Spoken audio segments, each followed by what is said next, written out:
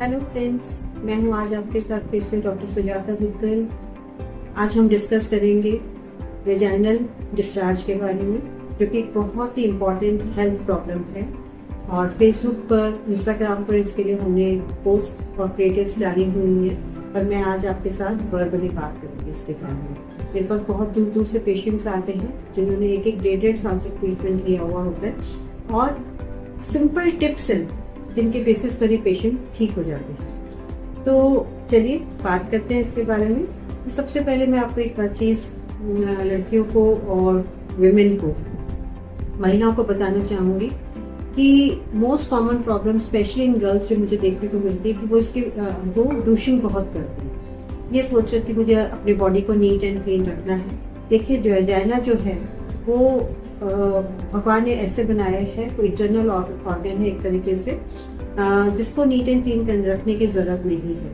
जहाँ पर हम गंदगी क्रिएट करते हैं, जैसे हम हाथ हमारे गंदे होते हैं, खाना खाते हैं, और मुंह में भी खाना खाते हैं, तो उसके रेमनेंट्स जो बच जाते हैं उसको हमको क्लीन करने के लिए कुल्ला वगैरह हम करते हैं। तो अनमैरिड गर्ल्स में तो ऐसी कोई प्रॉब्लम ही नहीं है कि इसको अननेसेसरली क्लीन करने की कोई प्रॉब्लम ही नहीं है। और मैरिड वीमेन के अंदर डूशिंग हम बताते हैं, पर बहुत सीवियर इन्फेक्शंस हो तो उनके अंदर तो आप किसी भी हालत में डॉक्टर के बिना, प्रिस्क्रिप्शन के बिना, डिस्कस के, वैसे भी आधे से मैंने कोई नहीं देखा डॉक्टर जो douching as a part of treatment बताते हैं।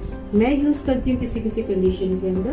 तो जितना आप डूशिंग करेंगे उतना आपके जो हमारे बॉडी के हेल्दी माइक्रोब है, मतलब माइक्रोबायोटा है, जैसे कि फंगस है, बैक्टीरिया है, पैरासाइट्स है, वो सब वॉश हो जाते हैं उनके साथ, और उनकी जगह सुपर एडिड इन्फेक्शन हो जाते हैं। इसलिए डूशिंग के कारण बहुत लोग प्रॉब्लम लेके आते हैं। Second important part, most important thing जो ऑब्जर्व करी है मैंने, कि वेजाइनल इन्फेक्शन उनमें बहुत ज़्यादा है। Even UTI, urinary tract infection, उनमें भी बहुत ज़्यादा कॉमन है, जो कि जेट यूज़ करते हैं। नॉर्मली हमारे देश में हम अपना जो टॉयलेट जाने के बाद अपने एरिया को पानी के साथ क्लीन करते हैं, पर आजकल मैंने ऑब्जर्व किया है कि कई बच्चों को बहुत ही घिन आती है इस सब करने में, तो वो जेट यूज़ करते हैं। तो देखिए, जेट जो है विमेन में तो बहुत हार्मफुल है, इट्स अ बिग नो, क्योंकि हमारा विमेन की जो यूरेथ्रा है और जो वेजाइना, मतलब यूरेथ्रल ओपनिंग है, वो यूरेथ्रा बहुत स्मॉल होती है, और जेट के प्रेशर से, जेट के पानी के प्रेशर से जो फीकल मैटर है, मतलब कि जो टॉयलेट के कुछ पार्टिकल्स वेजाइना में और यूरेथ्रा में डिपॉजिट हो जाते हैं, और वो जब एक बार चले जाते हैं तो वो बहुत जल्दी मल्टीप्लाई करते हैं। तो इसलिए ऐसे बच्चे, लड़कियां या विमेन जो कि जेट यूज करती है, उनके यूटीआई, मतलब यूरिन में इन्फेक्शन और वेजाइनल इन्फेक्शन, आप कितने भी एंटीबायोटिक दे दो वो ट्रीट ही नहीं होंगे। इसलिए आपको रूट कॉज जो हटाना है तो जेट बंद करना। थर्ड इम्पॉर्टेंट बात जो मैंने नोट करी है वो ये है कि हमारे आजकल ये जीन्स का जो फैशन है, वो जीन्स जो हम पहनते हैं वो कई दिन तक लड़कियां आजकल पहने रहते हैं, 8-8 दिन।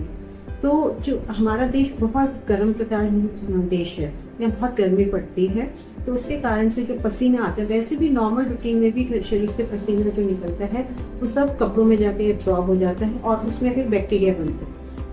तो अगर आप 8-8 दिन तक जीन्स पहनते हैं तो सारा इन्फेक्शन, जो बैक्टीरिया है, वो वापस जब भी पसीना दोबारा आएगा, आपने वॉश किया, नीचे का एरिया क्लीन रहा, तो उसमें फिर वो पनपने लग जाता है। तो इसलिए जीन्स, और इसके अलावा जीन्स के बहुत ज़्यादा साइड इफेक्ट्स है कि टाइट जीन्स से लोगों के मसल वीक्स हो जाते हैं, नीचे के इन्फेक्शन है, यूरिन, क्योंकि ब्लड फ्लो नहीं रहता। मेन प्रॉब्लम है ना, समझ रहे हैं ना, कि आपका ब्लड फ्लो कम हो जाता है, तो लड़कियों को मेंस्ट्रुअल डिसऑर्डर्स हो जाते हैं, लड़कियों के पैरों में दर्द रहने लग जाते हैं क्योंकि ब्लड फ्लो रुक जाता है, और लेग मसल्स जो हैं वो वीक हो जाते हैं।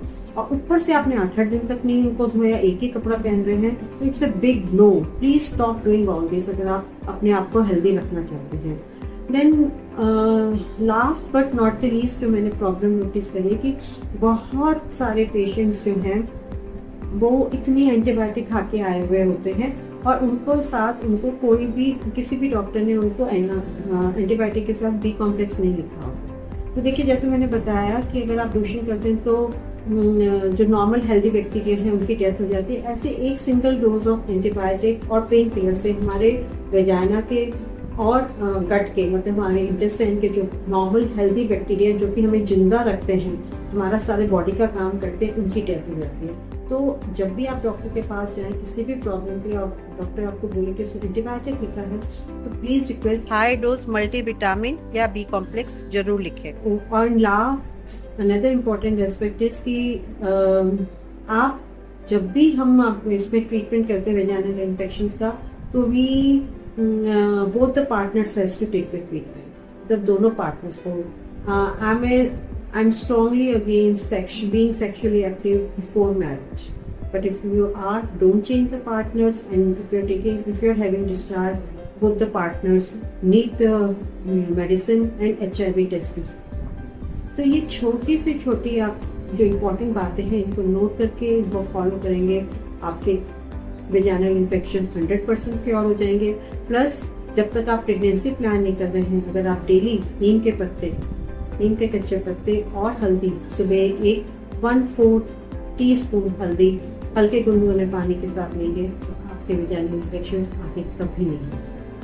तो चैनल को सब्सक्राइब कीजिए और मेरे और हेल्दी टिप्स को जो कि अपने बहुत ढेर सारे ले लेते हैं वाले be in touch. Thank you, have a nice day and take care.